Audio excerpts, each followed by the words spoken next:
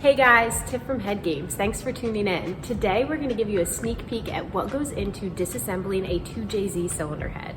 Now don't underestimate this process. A lot goes into taking a cylinder head apart and you can learn a lot about a cylinder head while you're doing it. Stay tuned and hit that subscribe button.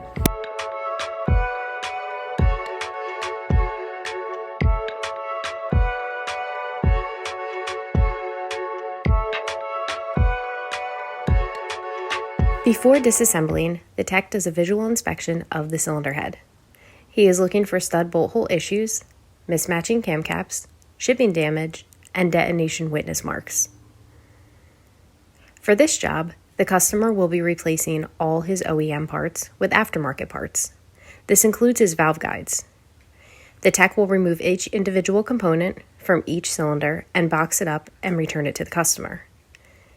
The tech inspects the head for warpage, cam cap and journal scoring, which often indicates a bearing issue or oil deprivation.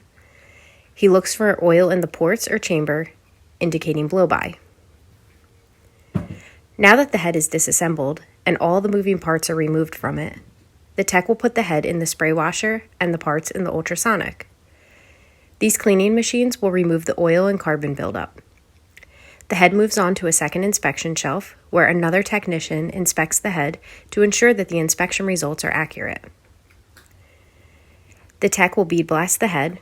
This cleaning process removes the remaining carbon that the spray washer and ultrasonic were unable to remove. Once the head is fully bead blasted, the head goes outside to be thoroughly blown out. Next step is guide removal.